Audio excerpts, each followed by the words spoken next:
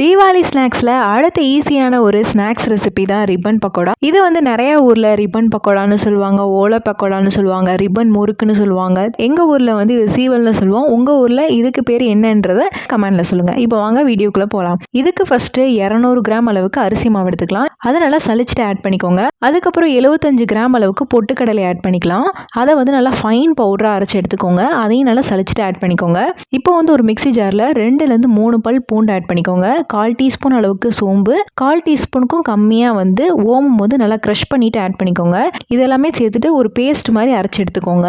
இப்போ 1 டீஸ்பூன் அளவுக்கு மிளகாய்த்தூள், 1/2 டீஸ்பூன் அளவுக்கு கருப்பு எள்ளு, 1 டீஸ்பூன் அளவுக்கு உப்பு, இதெல்லாமே ஆட் பண்ணிவிட்டு நல்லா மிக்ஸ் பண்ணிக்கோங்க. இப்போ வந்து நம்ம அரைச்சி வச்சிருக்க பூண்டு பேஸ்ட் ஆட் பண்ணிக்கலாம். இப்போ வந்து சூடான எண்ணெய் ஒரு 2 டேபிள் ஸ்பூன் அளவுக்கு ஆட் பண்ணிக்கலாம். ஆட் பண்ணிவிட்டு நல்லா மிக்ஸ் பண்ணி விட்டுக்கோங்க. இதில் வந்து பெருங்காயத்தூள் நான் ஆட் பண்ண மறந்துட்டேன். ஸோ வந்து இப்போ ஆட் பண்ணிக்கிறேன். ஒரு 1/4 டீஸ்பூன் அளவுக்கு பெருங்காயத்தூளை தண்ணியில் நல்லா கரைச்சிட்டு ஆட் பண்ணிக்கோங்க. ஆட் பண்ணிவிட்டு நல்லா சாஃப்டான மாவாக பிசைஞ்சு எடுத்துக்கலாம். மாவு வந்து ரொம்ப ஹார்டாக இருக்கக்கூடாது. ரொம்ப ஹார்டாக இருந்தால் உங்களுக்கு முறுக்கு ப்ரெஸ்ஸில் வந்து புளியும் போது ரொம்ப கஷ்டமாக இருக்கும். அதனால் நல்லா சாஃப்டாகவே மாவு ரெடி பண்ணிக்கோங்க. இதே மாவில் நீங்கள் தட்டை ரெசிபி கூட செய்யலாம். ஆல்ரெடி நான் போஸ்ட் பண்ணியிருக்கேன், செக் பண்ணிக்கோங்க. இப்போ வந்து முறுக்கு ப்ரெஸ்ஸில் 2 லைன் உள்ள ரிப்பன் பக்கோடா அச்சு எடுத்துக்கோங்க. இதை வந்து நல்லா ஃபிக்ஸ் பண்ணிவிட்டு எண்ணெய் நல்லா அப்ளை பண்ணிவிட்டு மாவு எடுத்து அதெல்லாம் ரெடி பண்ணி வச்சுக்கோங்க.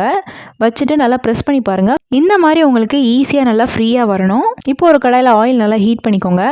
ஆயிலை ஹீட் பண்ணிவிட்டு மீடியம் ஃப்ளேமில் வச்சுக்கோங்க. வந்து மீடியம் ஃப்ளேமில் வச்சுட்டு நல்லா இந்த மாதிரி ரெடி பண்ணி எடுத்துக்கோங்க. இதை வந்து 2 சைடு நல்லா திருப்பி போட்டுக்கோங்க. ஃபஸ்ட்டு இது நம்ம போட்டோன்னே நிறைய பபிள்ஸ் வரும். அதுக்கப்புறம் பபிள்ஸ்லாம் நல்லா கம்மியாயிரும். நல்லா கோல்டன் ஆரஞ்சு கலரில் வந்த பின்னாடி நீங்கள் எடுத்துக்கலாம். லாஸ்ட்டாக கொஞ்சமாக கருவேப்பிலை ஆட் பண்ணி அதையும் நல்லா ஃப்ரை பண்ணி வச்சுக்கோங்க. இது வந்து ஆப்ஷனல் தான். வேணான்னு நினச்சிங்கன்னா நீங்கள் ஸ்கிப் பண்ணிக்கலாம். ரிப்பன் பக்கோடாவை இந்த மாதிரி ஒன்று மேலே ஒன்று அடுக்கி வச்சிட்டிங்கன்னா எண்ணெய் நல்லா வடிஞ்சிரும். உங்களுக்கு அழகாகவும் நீட்டாகவும் இருக்கும். எண்ணெயெல்லாம் நல்லா வடிஞ்ச பின்னாடி இந்த மாதிரி சீவெல்லாம் நல்லா உடச்சி நொறுக்கி வச்சுக்கோங்க. எவ்வளோ நேரம் ஆனாலும் இதே கிறிஸ்பினஸோடய இருக்கும். நீங்கள் ஸ்டோர் பண்ணுறதா இருந்தால் ஏர்டைட் கண்டெய்னரில் ஸ்டோர் பண்ணிக்கோங்க. லாஸ்ட்டாக நம்ம ரெடி பண்ணி வச்சிருக்க கருவேப்பிலை ஆட் பண்ணிட்டீங்கன்னா சூப்பரான ரிப்பன் பக்கோடா ரெசிபி ரெடி ஆயிரும்.